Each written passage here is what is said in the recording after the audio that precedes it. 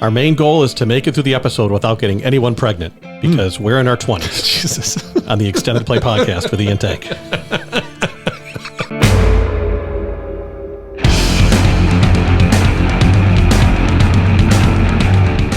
It's the Extended Play Podcast with Ian Tank. We are a music discussion show without the hipster snobbery. And welcome back to another episode of the EP 100, where we count down the top 100 albums of our lifetime, roughly 1980 to 2020. If you haven't done so, please like and subscribe. Follow us on the socials. We're Extended Play Pod. If you've missed any of the previous episodes, today we get through numbers 30 through 21. So we've been counting down the top 100. So we've got a bunch of episodes that I'll link over there, over Tank's head and down below in the show notes. The very first episode, 100 through 91, we describe the process, which was quite intense. And then we have an episode for each batch of 10 albums. So we're up to 30 to 21. Yeah. Which, these albums are getting fucking awesome. The whole list has been fantastic. I agree. Every now and then I go back and look at the list, and I'm like, we fucking crushed it. I think we did. Yeah. I think we did. Like, even, I think last week, or not last week, but the last episode we recorded, there were a number of times where I'm like, I would have switched my score, but I never would have moved it off of the charts. Right. So that, I think that says it all. When it's all said and done and you have the list, we're going to put it next to the Apple and everything else. You'll be like, these guys actually know what the fuck they're doing. Yeah, absolutely. And I'll also link for our Spotify folks, I'll put a link to a playlist of all 10 albums in a row. In a row? In a row. Only 10, not 37. I'll put that in the show notes as well. All right. So let's get into it. Right. The big 3-0 is Big E. Yeah, that's me. At number 30, we have from 1986, The Smiths, The Queen is Dead. Real tough for me to talk, fairly about The Smiths, as I've gone on record them being one of my favorite groups of all time and named my kid after Morrissey, which seems borderline regrettable now. 1986, 10 songs, 37 minutes. This is their third album. So there was the self-titled in 84, Meat is Murder in 85. Again, Smiths, the Beatles, there are a few bands that their output in such a condensed amount of time. We were talking about this the other day. I remember who the other band was, where it's like you get like 6 to 10 years and they put out 7 albums. It's great stuff. I just saw this morning that the total existence of the Beatles was 7 years and 7 months. I'm like, that's less than the time span between Hardwired to Self-Destruct and 72 Seasons. Jesus Christ. Just between 2 albums of a band now is the entire Beatles career. Incredible. Yeah, so a lot of great output in a very short amount of time. And then after Queen is Dead comes Strange Ways, Here We Come. So the album opens up with a clip from a TV show or a movie from the 60s, which the Smiths use quite a bit. They use a lot of that imagery as well. Got the record here. If you can see it, this is typical what a Smiths record cover looks like. There's the gang's all there, right there.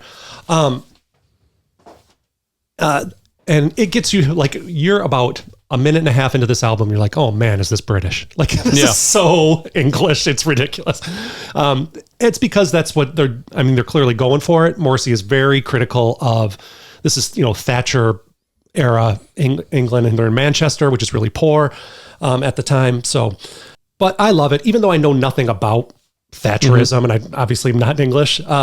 It's just that the criticism, the biting criticism, the absurdity of some of, like, so over the top Morrissey's lyrics are, and his delivery, as these songs being like torch songs, and he's singing like a nightclub singer on top of all of this shit. So, like, think about the first 3 tracks here. They are, you got the title track, The Queen is Dead, which, it's a huge, it's an attack on the monarchy. Then you've got Frankly Mr. Shankly, which is absurd, a joke of a song. And then I Know It's Over, which is so melodramatic. The line they repeat over and over again is, Mother, I can feel the dirt pouring over my head. Right? It's just so on the nose, but somehow he makes it work. It's very un-Coldplay. It is very un-Coldplay. That's exactly right. So again, it's getting harder and harder to talk about these albums. I think you referred to that earlier because we love them so much and we know them so well. Highlights are the title track. Cemetery Gates is a fantastic song. It's not the Pantera song. I was going to say. It's very different than the Pantera song. The Boy with a Thorn in His Side and There Is a Light That Never Goes Out is on this fucking album. Big Mouth Strikes Again. Shout out to our boy Z. We used to jam that song on the way to high school. So he was just in the news yesterday, Morrissey. Was he? They had to shut down a concert. Fans rushed the stage. And they had to, like, whisk him away. I learned about the whole throwing gladiolas on the stage. Yeah. Sounds like it's fun. Yeah, I saw him once when I lived in Chicago. It was fine.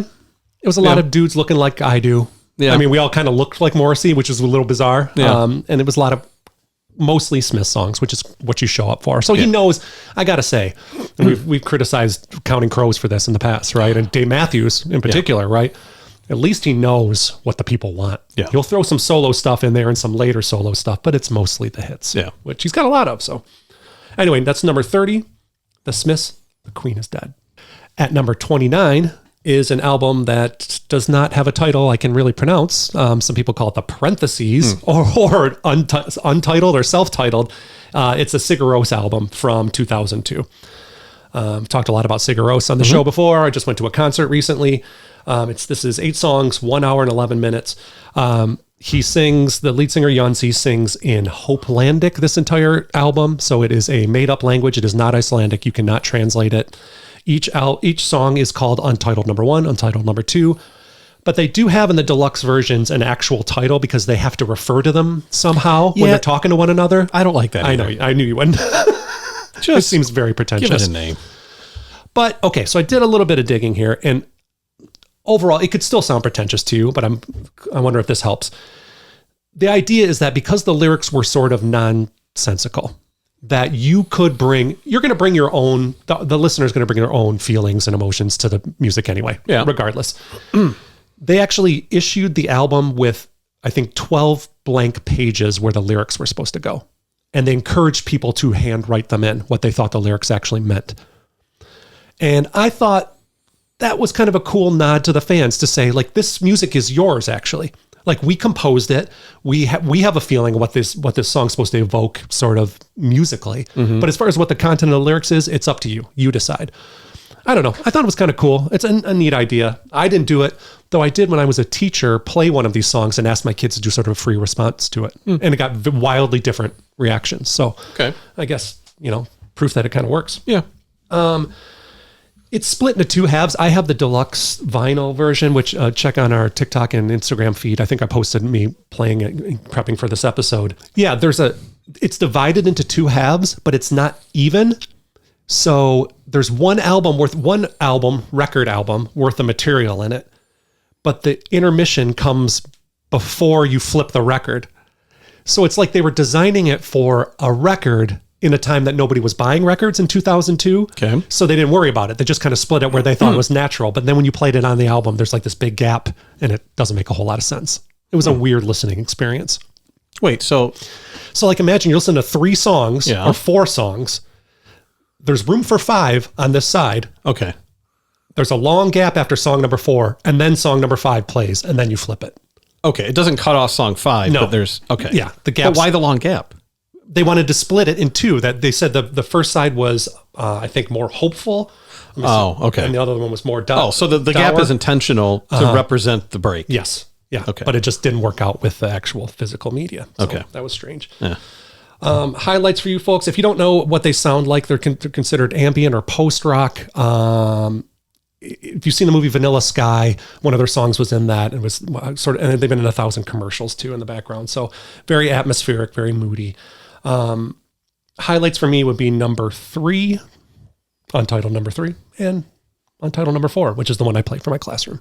So check it out. It's unique. It's not going to be everyone's cup of tea. I can specifically point to Jonsi's falsetto. His voice gets so high as to become irritating, I think, to some people. Yeah.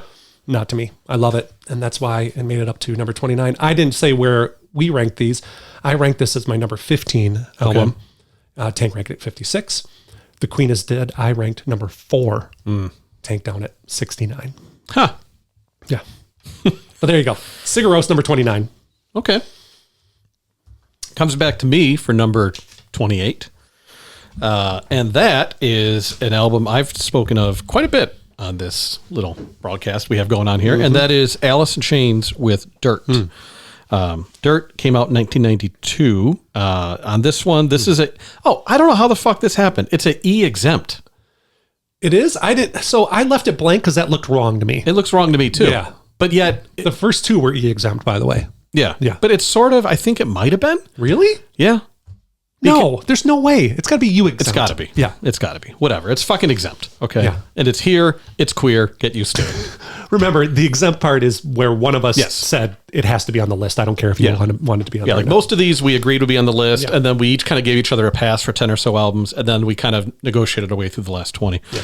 And anyway, it's here. And he had it at 47 on his list. I had it at 23. So even if it was E-exempt, I had it higher ranked anyway. Songs on this album. The singles were Wood, which one of my favorite songs of all time. Incredible. Them Bones, Angry Chair, Rooster, and Down in a Hole. So and my favorites kind of though are again not. I mean, Wood obviously number one by far, and Rooster is also great, and Down in a Hole. I guess those might be, but very very good also are Damn That River and Rain When I Die. Yeah, I those love are good Rain too. When I Die. Rain When I Die is a good one. Oh man. Yeah.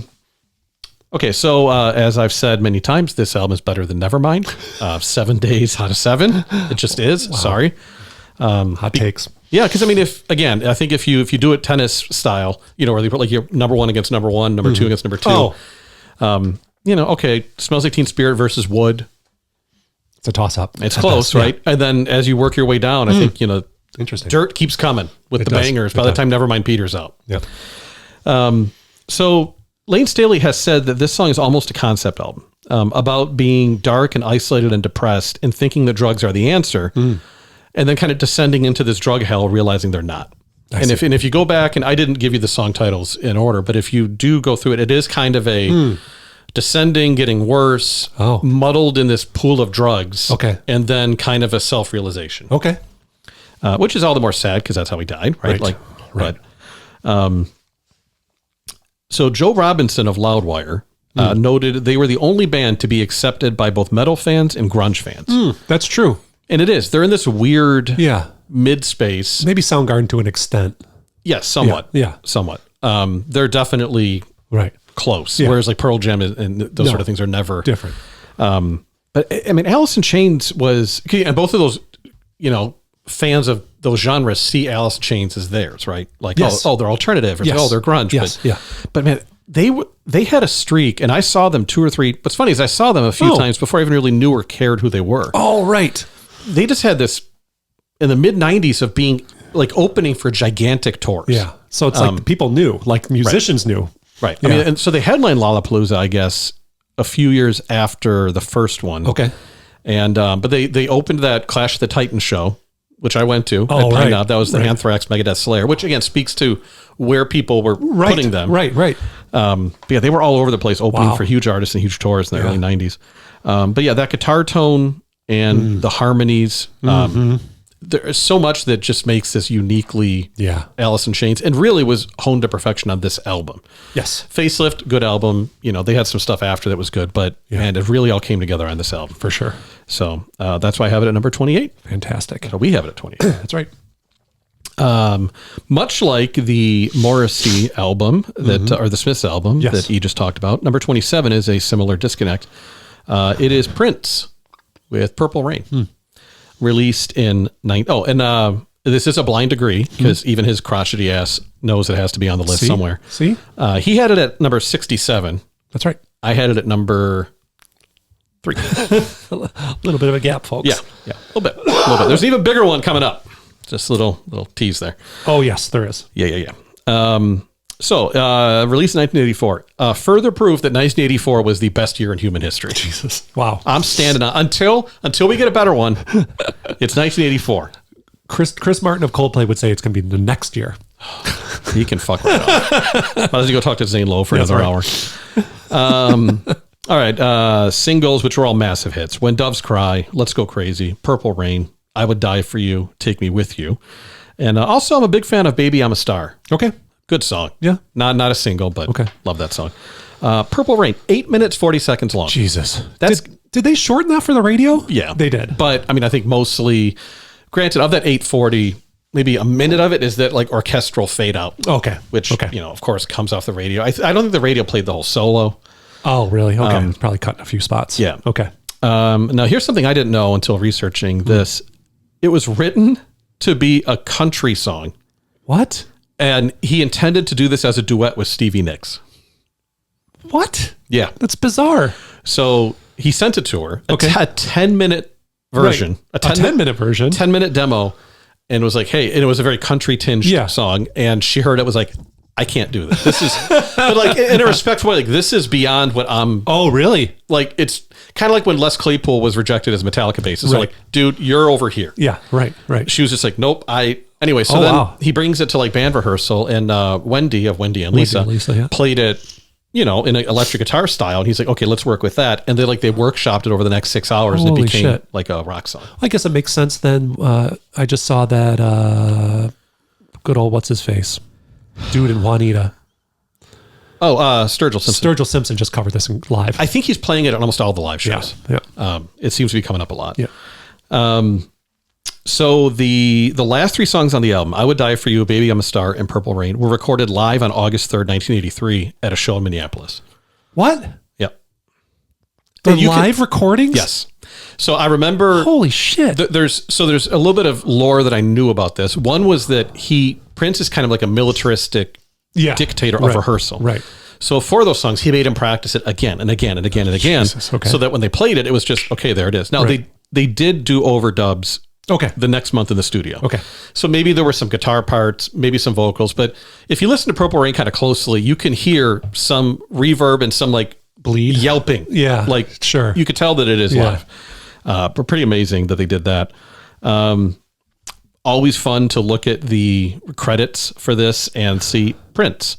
Lead and backing vocals, electric and acoustic guitars, synthesizers, piano, Yamaha CP80 electric grand piano, bass guitar, Lynn LM1, Lynn drums, Simmons SDSV drums, tambourine, and string arrangements. Jesus Christ.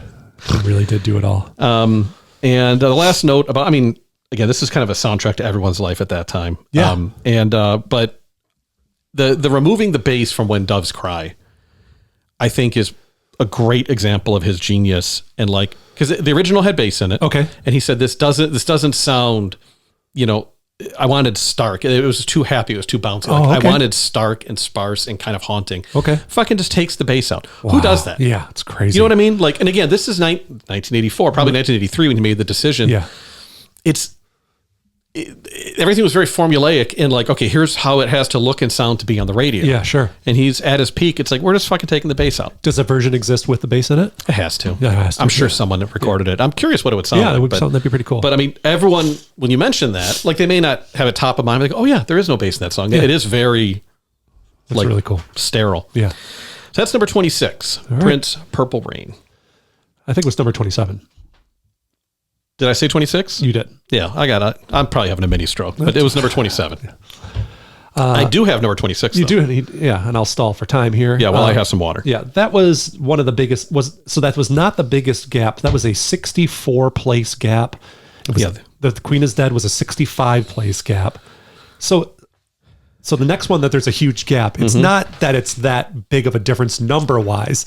It's just how high one of us has it and how low the other one has that's true. it. So, that's true. The biggest one overall was Automatic for the People. I think I had like 2 and 85. Okay. It's like an 83. Yeah. That makes sense. It's a very personal thing. REM is very precious to you, and I don't have that same relationship. Very good, which most people objectively think. It made the top 100. Yeah, it did. It did. A little lower than I thought it would be, but it's cool. All right, number 26. This one, apparently I nailed it. So I had it at 26. He had it at 42. But we were pretty tightly bunched on this. Oh yeah.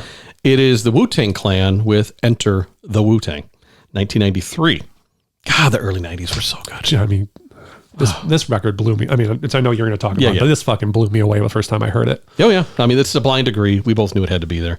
Yeah. What's weird about this is, according to Wikipedia, which I have no reason to doubt, the singles, it was Protect Your Neck, Cream, and Can It All Be So Simple. Method Man wasn't a single? That's the thing. Or The Mystery of Chess Boxing, which I distinctly remember a video for. Yeah, they're on a big fucking chessboard. Yeah. Yeah. Weird. So what's a single? What's a video? Who fucking knows? It's all pointless anyway. But other than those songs, The Mystery of Chess Boxing, Shame on a African American, Bring the Ruckus, and Method Man. Probably Method Man's still my favorite. So. It's really great. He's so good. It's really great. So good. There's no pushback that Wu-Tang is the best hip hop group ever, right? No, there can't be. There can't be. Like, Tribe. No. No. Well, I mean, body of work, maybe. Because let's be honest, other than this, there's a pretty big fall off. Yes. Right? There's this album, and then it's like... And then what's Wu-Tang Forever? Yeah, or That's the it. W. Oh, there are three. There are three. I mean, records? it's just whatever they are. That's true. They really felt like this was, they captured the moment. But as far as, I mean, with the size of the group. Yes, but if you put the but if you put the collective back together and, okay, maybe the easiest way to say it, if all the solo albums were Wu-Tang albums. Oh, Jesus. Yeah. Which they very well could have been. Exactly. Because they're guesting. I mean, the Raekwon and Ghostface one is a duet. Yeah. Right. Yeah. So this album, it just feels so dirty and grungy. Yes. But you have to wash your hands after listening to it. Dude, I put it in the tape deck. This was right at the end where I'm buying tapes, and I remember thinking, did I get a shitty copy? Right. Because it was so lo-fi. Yeah. And again, we're coming out of hair metal. Like, this is, again, how early this stuff is in the grand scheme of things. Right. That's what I'm listening to before I get to this kind of stuff. And Public Enemy and stuff like that, but it's just so different. It sounds like a bootleg. Yeah. Which is awesome. So that's the thing, is they had virtually no budget. Yeah. And it's because the equipment they used was so cheap. Okay. Got it. So a couple, I love researching this stuff because, I mean, we could talk about all these great songs on the album, but you already know that. Yeah. What I didn't know, I didn't know that the RZA, GZA, and ODB are cousins. Are they really? Yes. Okay. They were discovered by Biz Markie. What? New York, right? Okay. Yep. Wow. The visual of this is just fucking cracks me up. So they had a super low budget, right? Sure. In the studio in New York, they recorded it was so small that they had at times 8 of the 9 members were in the studio at the same time. So, but there's so many songs where it's like, especially when they're like the Wu-Tang, like I can just picture them all being in the same room. Like again, it seems so like alive and energetic and dirty and sloppy that I can totally see all of them just standing there while they're cutting each other's verses. And think about how motivating that would be for you as an MC to have all your boys there. Like, we're finally doing it. We got a record deal, if they had a record deal beforehand, and had been all in the same room and just driving each other on as they drop each verse. That's awesome. So speaking of, I guess what RZA did is he would make them battle for the right to have a verse on the song. Oh my God, that's incredible. And some of them, I didn't write these down, but a lot of them ended up on other albums, like the solo albums as tracks. Okay, got it. But he would basically make them compete to get space on the songs. I mean, that makes sense, right? Yeah. You only got so much space. Yeah. So, no, this is the sort of thing, if you're watching this or listening to it and you're not a hip hop fan, you're like, Wu-Tang, no, that's not, just try it. Yeah, give it a shot. Just try it. Because it's just different, and it just you can tell, you feel it in your bones that it's original. Yeah, if you're like an indie rock person, I think this is you could get into hip hop this way. Yes, it's very raw, very I like it raw. DIY. Oh baby, I like it raw. That's right. Oh, and that's another thing. It was RZA, GZA, and ODB were in. It was like Imperial something. And they had different names. They were in a whole different thing. Yeah, I know RZA he was like Prince Rakim or something like that. Mid 80s. Yes. Like I have to go find what that sounded incredible. Like. Yeah. Anyway, so that's number 26. And now you're finally done with me. As it goes back to E for 25. And number 25, we have, let me flip the page here. Dramatic page turn. It is Siamese Dream by Smashing Pumpkins. This is a blind agree. We both want it on the list. I ranked it at number 20. Tank ranked it at number 41. Siamese Dream comes out in 1993. Okay. Early 90s. Yep. 13 songs, an hour and 2 minutes. It's their second album. So they had Gish before this, which I think was basically independently made. Then this. And then it's Melancholy and the Infinite Sadness. And then kind of downhill from the, precipitous fall off there. And then Swan. Yeah. Still can't get on streaming services. Swan, not available. So I've mentioned a few of these things before, but I'll mention them again for our new listeners. Welcome, extended family. You're now in. That's it. Come on in. We just opened the doors. No gatekeeping here. You're a member of the extended family just by tuning in. This has one of my top 10 openings to an album ever in Cherub Rock. So it's got the drum roll, and then that's a drop. It goes from there. Yeah. Excellent. It's just so iconic's not the right word. It has this build that an opening track should, as it adds more and more instruments, and then it just reaches this crescendo, and it's just the guitar tone. Speaking of like dirt, the guitar tone on this album is just so fucking fantastic. There are dozens and dozens, probably hundreds, of YouTube videos about how to get this sound. Yeah, people playing at home, like how you can get this sound, what knobs you have to turn. So yeah, there's that. Another thing I might have mentioned before, this is what really got me turned on to alternative rock. Yeah. We went to the same high school, and they had morning announcements, and one of the kids who was hosting the morning announcements, they let them play, they had like a music review segment. Yeah. And they would play like a little bit of a song, and they would talk about an album, and someone played Cherub Rock, and I'm like, what the fuck is this? Is it Kathy? I don't know who it was. I think I know who it was. If you're one of our, if you're a member of the extended family and you turned me on to alternative rock, I mean, we have you to thank for this whole show. Mm-hmm. Right. So thank you. Yeah, thank you. Yeah. Yeah, it just blew me away. Just I hadn't heard anything that sounded like this before. It's a crazy leap forward from Gish. Gish sounds very one note. It's kind of this quiet, loud through the whole thing. And this is just sonically kind of all over the place. I love this record so much. You know, I ranked it, what did I say, 20? And there's 2 or 3 songs I will not listen to anymore. Yeah. Like I will not listen to Today or Disarm ever again. They're great songs. I don't need to hear them anymore. Yeah, okay. Yeah. I like the Enter Sandman of Smashing Pumpkins. Yes, absolutely. Yeah. I just don't need to hear it anymore. Yeah. Yeah. So highlights for me, Cherub Rock, Hummer, Rocket, Soma. By the way, Soma, piano on Soma, Mike Mills. Really? From REM. Huh. I had no idea. I don't know what the relationship was there, but yeah. Yeah, I guess, so you were speaking about Prince having the sort of tyrannical behavior. Billy Corgan is notorious for doing this as well. He basically, there are rumors and no one's come clean about this, but all signs point to it being true that he basically went in after James Iha and Darcy recorded their bass and guitars, and he went and just re-recorded them because he didn't like the way they sounded. So there's a theory out there that none of those, like many of the guitar sounds, are all Billy Corgan. And then he called Dave Grohl and had him do the drums. There you go. Yeah. Over 40 overdubbed guitar parts. So, yeah, I mean, but you can't argue with the output. It sounds fucking fantastic. You know, if Smashing Pumpkins was always sort of a Billy Corgan solo thing, fine. I'm fine with that. Yeah. So, yeah, I love it. Smashing Pumpkins Siamese Dream. I have the anniversary edition here. They redid the cover in some sort of sparkly thing. It's a weird cover. I like covers that don't have the name of the artist or the album. Well, the original did, though. The original did. I'm almost positive it was along the top. Yeah, and this was white. It was more. Yeah. Anyway, so. I like that record. you bring visuals. Oh, thanks. Yeah. That's the last one I have. The last visual I have. Oh, I was going to say. No, you have number 24, my friend. Yeah, I know. My friend. I'm at 24. Okay. Pause for water break. Speaking of my friend, so because I have to, if you hear a song on here, I have paid for it and downloaded it because that's how I get it into the audio. I can deal with the Mango song now. Yes. I can deal with it. Yes. The whole my friend he has no. No, that's too much. But the Mango song I can. Excellent. Yeah. Oh, you and MJ can talk about it. She loves it. All right. All right. So I'm up again for number 24 to talk about Rage Against the Machine. Their self-titled album from, I think, 1992. This was a blind degree. I ranked it at number 13. Tank ranked it at number 47. This one is going to actually be hard to talk about because if you don't know what Rage Against the Machine sound like, this is everything that Rage Against the Machine is. It's their debut, which is pretty fucking impressive. Yeah. That this is what they sound like out of the gate immediately. Yep. The riffs from track to track are so memorable and so, head banging or head nodding or whatever. That mix between being so loud and aggressive and being so rhythmic and with a hip hop influence it does all the things that nu metal did kind of hackneyed.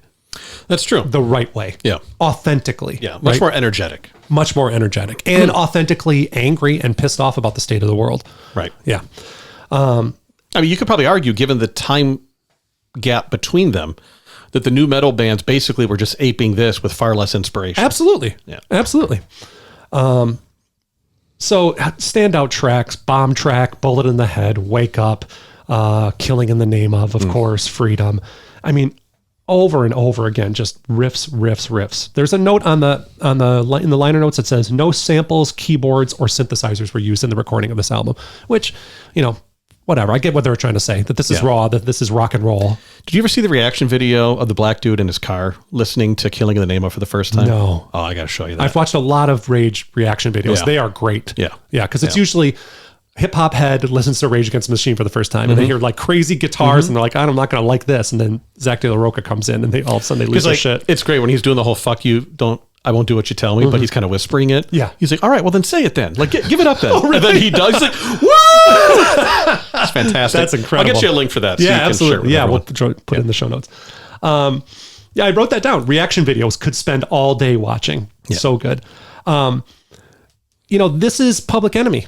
This is the next. Yeah. They assume the crown of sort of like young, angry, call out the government, call out the world for the shape that it's in. Don't sugarcoat anything. And a rightful heir, to say the least. Singular sound. You can't hear any part of any one of these songs and think it's any other band. Yeah. It's Rage all the way through. It is hard to believe, and this has come up a few times recently, as Tom Morello, the lead guitarist, has been like, he's obviously he's not left leaning, he's full left, right, politically. Yeah. How often he's finding people like sliding in his DMs or retweeting him and stuff like that, saying like, "Oh God, I can't believe these guys are so left leaning. Like, I never knew they were. I'm going to burn all my Rage records." Like, did you not listen to any of the lyrics? Well, I remember when Paul Ryan, was it Romney and Ryan running for president, right? And VP? Yeah. And he did a big interview and he said, "Oh, I'm a big fan of Rage Against the Machine." And people were like, "Dude, you're the machine." Mm-hmm. Like, you are 100% the machine. Right. Yeah. That's so crazy. Yeah. And again, so in a mirror of sort of what was going on in Public Enemy when we talked about Fear of a Black Planet, like criticizing the education system was another one I would like to hit me right where, because I was about to study to be a teacher. The present curriculum, I put my fist in them, Eurocentric, every last one of them. I love fucking lines like that. Like, he can flow. Like, I mean, he's got lyrical chops, and he proves it later on when it's not overtly political, that it's not just a shtick when he does what he does on the RTJ albums. Yes. Right? And the Renegades of Fuck. We're in the game to fuck, as my friend thought it was. Fantastic. Another challenge. Listen to Rage Against the Machine, Renegades of Funk, and tell yourself they're saying we're in the game to fuck. And tell me it doesn't sound like that. Incredible. Yeah, fantastic record. Check it out if you haven't already. I don't know why you wouldn't have listened to this. If you don't like Killing in the Name of, and that's the only one you've ever heard, you probably won't like the rest of the record. I think that's probably fine. Yeah. So no, definitely deserves its spot. Yeah. That brings it back to me at 23. That rhymes. Another just album loaded with singles that was just undeniable, yet denied by so many of these lists. Right. This one's a good example of why we did this, I think, actually. So number 23 is Def Leppard, Hysteria. Yeah. Came out in 1987. I had it at number 14, which is kind of surprising. It is kind of surprising, yeah. And he had it at 44, which is more than I would have thought of, but whatever. I was on a Def Leppard kick that day, I guess. It was negotiated. This one, it wasn't a blind degree. I don't even know if either one of us necessarily had it, but then when we sat down and looked at it and said, yeah, this needs to be. Yeah. 10 songs on the album. I'm not going to tell you how long it is because I'm not but 7 of them were singles. So, and the other 3, by the way, the drop off, significant. With the ones they didn't release? Yeah. It's so, I mean, the definition of filler tracks. Really? Yeah. Like, we had 7 good songs. Let's still make a record. Yeah, it's like, is this an EP or an album? Fuck it. Put the 3 B-sides on there. That's right. Yeah. But Animal, Women, Pour Some Sugar on Me, Hysteria, Love Bites, Rocket, and Armageddon It. Jesus. 2 out of the last 3 albums had a song called Rocket. Oh, yeah. Big hits named Rocket. Yeah, right. Yeah. If only Herbie Hancock was number 24. So that's my note, is like those 7 songs, and man, did the other songs suck. They started recording the album in 1984. Jeez. Which further reinforces my theory. I mean, in 1984, Hysteria was born, it just took forever to record it. There you go. They went through a few producers. The drummer lost his arm. Right. Which everyone knows by now, but I think if you asked, every Def Leppard, let's say quasi, not fan, because the fans would know. Sure. But everyone's aware of Def Leppard. And if you would say, when did the drummer have an arm? I think they say he never did. Yeah. He had one for the first 3 albums. For Pyromania. So I think most people would assume that he just never did, and that was his gimmick. They don't realize it's right before Hysteria. Yeah. What's kind of funny in a way and interesting is that Mutt Lange, the producer, also had a serious auto accident where he injured his leg, and Joe Elliott had the mumps. Oh, geez. Wow. So it was like the ultimate snake-bitten album recording. Right. But between that and all the producers, 3 years to record. Wow. So that's why it didn't come out until 87. Gotcha. And I think Pyromania is 82.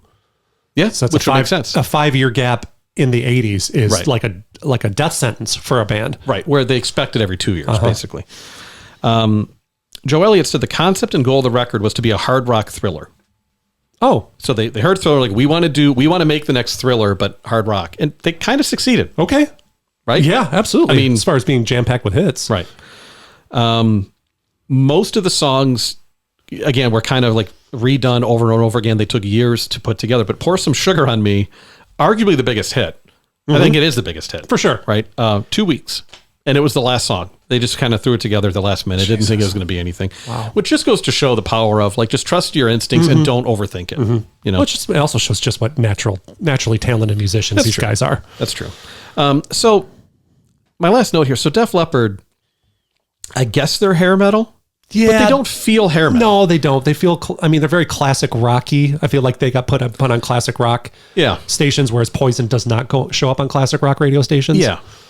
It's just, it seems like they definitely, you had to put them somewhere, and it would have been in the hair metal area, but they never really felt comfortable there. No. I don't know. Maybe just because Joe Elliott had that mullet. It wasn't really, it was pretty big.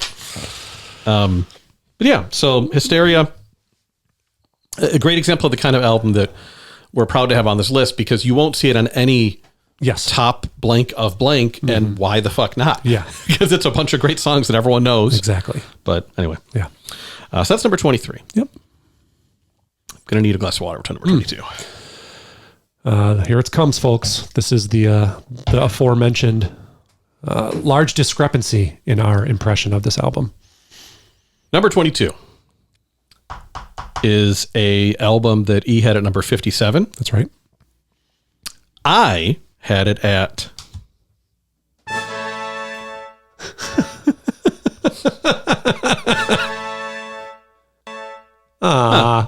We can chop it up. fix it in post. Yep. Number 1. Can you believe it? Our first number one. Our first. The first number one we've talked about. Well, there's only going to be 2. Well done. Tina Turner not on this list. No.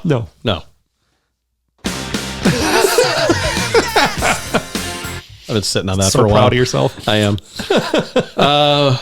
Number 1. So we don't really know what we should do to commemorate this, because we're both going to have a number 1, Yeah. right? So like we're going to have the ultimate number 1, which is Right. the big reveal, about 4 weeks from now. Right. But in terms of just this fucking jabroni here, Yeah. you already know it. It's number 1. Crazy.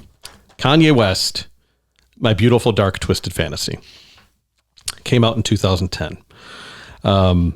So I now, it's a tank exempt. Yeah. Yeah, shocking. Yep. I now have the responsibility to explain why I think this is the best album of our a life. 40-year Yeah. span. Yeah. So I will now attempt to do that. No pressure or anything. No pressure. Before we get into that, the obligatory single. So this one had only really 3 or 4 singles: Power, Runaway, Monster, and All of the Lights. But considering I'm saying it's the best album of a lifetime, I feel the need to include the rest of them. Dark Fantasy, Gorgeous, So Appalled, Devil in a New Dress, Hell of a Life, Blame Game, Lost in the World, and Who Will Survive in America. The last 2 are terrible. Oh. And it's really, Lost in the World has Bon Iver, and it's kind of a waste of a guest appearance. Yes, it is. Yeah, I honestly don't know why those 2 weren't. Maybe Who Will Survive in America was left on as like a statement at the end. Oh. But, I mean, You could have done without. yeah, I guess I already thought it was the best, so I guess can't really hurt it that much. That's right. So I've spent a lot of time learning about this album, because it kind of mesmerizes me as a musical statement and album. The genesis of it was the Taylor Swift VMA incident. Oh, right. So in 2009, Taylor Swift wins. I think, was it Beyonce he was protesting Yes. for? So Taylor Swift wins. Kanye. Single Ladies was I believe, the video. So Kanye famously jumps up on stage, interrupts Taylor Swift, who's like, what the fuck? And is like, okay, Taylor, you're like, I'm going to let you finish. But, yeah, congratulations. But we know Beyonce should have won it, which is fucking horrible, right? Right. So he was really ostracized from the mainstream. He was. After that. He was. Apparently he had a huge tour of Lady Gaga that was scheduled. Okay. And scrapped. Wow. They're like, no one wants to see you. Whatever. Jeez, yeah. So he was pretty much persona non grata in music and in mainstream media after that. Okay. Right. And remember, he's 3 or 4 massive albums into his career at this point. You've got, Late Registration, College Dropout. Right. So start from that mindset that you're one of the biggest names in a genre, but now no one wants to talk about you or to you. Sure. Okay. Yeah. So he knew he needed to apologize by putting out his best work. Okay. He's like, the only way I'm going to get back is if I make something so undeniably good, they have to bring me back in. Sure. So he put pressure on himself to do that. Right. Okay. So the result to me is the peak of album creation. Okay. So again, this is now footnote. Kanye West is an asshole. Yeah. Beyond that. Yeah. Right. Beyond an asshole. He's mentally ill and an asshole. Yeah. And you can make a very good argument that great art only comes from mentally ill people. Sure. Right. Yeah. Also using mental illness as a crutch to be a terrible person is bullshit. Because there's plenty of mentally ill people who aren't assholes. Right. Like myself. Yeah. Kind of an asshole. But it's, I think that great creativity has to come from some chaotic mind, right? Like edge, it doesn't have to, but it often does, right? You know, you look at the famous artists, cutting ears off and shit. These things happen. Sure. But I think this was the perfect storm of everything coming together. So he has the most burning motivation he could have. He's probably at the peak of his crazy talent nexus, right? Yeah. Before this, maybe talent less crazy, and now he's just full on gone. Yes. And the talent's irrelevant because he's just disgusting. Yes, true. But at the time, I think this is where the maximum crazy to get the most talent was coming out. Yeah, yeah. Anyway, so he's an inspired genius, and at least at this point in time, I think he's a genius. He puts 100% of an album or effort in, right? It's like, this is a career-saving attempt, and he gets all the talent he can possibly find. Yeah. And invites them in and says, I want your input. Right. It's this total democratic, communal. Right. So he rented, I don't know if it was a resort or an estate, whatever, in Hawaii. Okay. And basically invites everyone out. So you had Nicki Minaj, Rihanna, Jay-Z, Pusha T, Rick Ross, Kid Cudi, John Legend, Bon Iver, Elton John, MIA, Mos Def, Santa Gold, and Seal. Jesus I don't think Seal made the cut because I No, don't think he's on the think album so. anywhere. And then producers, Q-Tip, RZA, Pete Rock, Madlib, No ID, and DJ Premier. Jesus Christ. So everyone comes out to California, and apparently they rented, there's 3 rooms in the studio. They rented all 3 24/7. Okay. And they said Kanye would go into one room, and when he had writer's block or got stuck, he would just go to the next studio, and he would leave notes on the walls, like, no emails, no tweets, no photos. Okay. Okay. Just this kind of like the We Are the World we talked about. Oh yeah. Right. Where it's like, okay, you're going to come in here. It's in secret. Don't tell the press that you're here. Right. But I'm like, just regardless of the output, just look at that, right? An artist at their peak with the most motivation they're ever going to have, this assemblage of talent and removing of egos to work together to make something. And taking it so seriously. Right. Which I think it could be argued modern hip hop. Right. With your average MC walking into the booth super stoned with nothing written down and just making shit up as he goes. This is not that. Right. I mean, it's just, if nothing else, even if you don't like the output, just to acknowledge that it won't get much better than this in terms of the framework to make an album. Sure. Right? Sure. Get all the talent in the room, get all the egos out, and work on it 24/7. They said he didn't sleep. He would take 90-minute naps on the couch. Jesus. Again, part of it's probably mental illness, right? Right. So the result, I think, is something that it's really even kind of hard to categorize. I mean, there's rapping on the album, but is this even a hip hop album? Yeah. Like, it is. But it is. Yeah. It is. Right. But it's like, there's layers upon layers of samples and instruments. So Runaway, which everyone knows, and it's been in a bunch of commercials, it's a 9-minute song that starts with 37 seconds of a single piano keystroke. So it's very iconic. I mean, that's very memorable. Right. But it's like the one keystroke you would hear, you know immediately what song it is. Right. But it's not hip hop. No, that's not hip hop. Right. But then now it is. Yeah. Just like, to me, it's just this beautiful, to me, all of the lights encapsulates this spirit the best. It's horns and choruses and just drum machine beats. There are so many layers of things going on. Yeah. It seems like uncontrolled but perfectly controlled at the same time. Melodies, this whirlwind of sound. So I think, obviously, given what I think placement-wise, he absolutely crushed it. That it was like, okay, here's this masterpiece of an album. If it's not your kind of music, it's not your kind of music. Yeah, but sure. For what he wanted And what he had available, I think he maximized it. And just an amazing, the songs are just, they're so re-listenable from that. There's so much going on in them. Again, there's a handful that, I think they are kind of your cliche rap stereotype. Sure. Not that great. Yeah. But yeah, I mean, Runaway, Power, Gorgeous. I mean, and just the talent and the guest MCs he has. I don't know. Absolutely love this album. And I will put my stake in the ground that I think it's the best, and I will proudly defend it. Love it. Yep. Love it. Number 22 overall. Got it. And which leads us to number 21, last album we're going to talk about today, which is Verses by Pearl Jam. Came out in 1993. 12 songs, 46 minutes long. This is their second album, obviously, 10 being their first and this being their second. Little big piece of trivia. Verses was nowhere on the album cover whatsoever. And it's nowhere anywhere. Like it's just called Verses. And they've called it Verses, but it's not written. And in fact, early on it was called 5 Against 1. And you can still buy cassettes on eBay that are actually not that expensive because they must have pressed a lot of them. Cassettes that say Pearl Jam 5 Against 1 as the name of the album. Okay. So anyway, it's probably neither here nor there. 93 again, man, 1993. So good.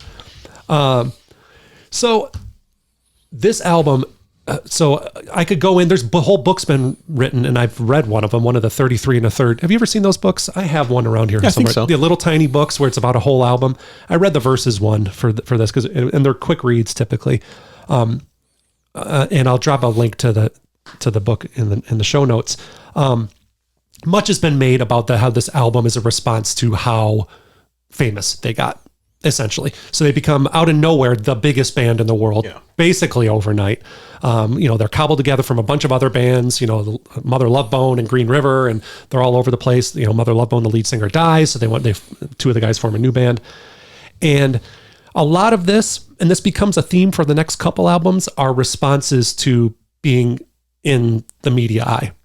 And having everyone looking at Eddie Vedder, the lead singer and lyricist, having him being looked at and critiqued all the time, which makes this album pretty angry. There's a lot of, this is an aggressive album when compared to 10. No, he's definitely growly at a lot of points. Yes, and he's really straining at the upper limits of his voice in this album. And he goes on to, that becomes part of what they do. The last Pearl Jam record, there's plenty of stuff like that, but I gotta say, man, I'm glad I had the lyrics when I was going through this because he is hard to understand. Yes. He's much better now, but early on, man, you could not make left. Yeah, just type do a search on in social media for Yellow Ledbetter and how people have subtitled that. So there's references to police brutality, gun ownership, other stuff. Yeah. Just lines like stab it down. It's my blood. 5 Against 1, torture. I saw a song dedicated to a policeman. There's the song Dissident is literally about a political dissident.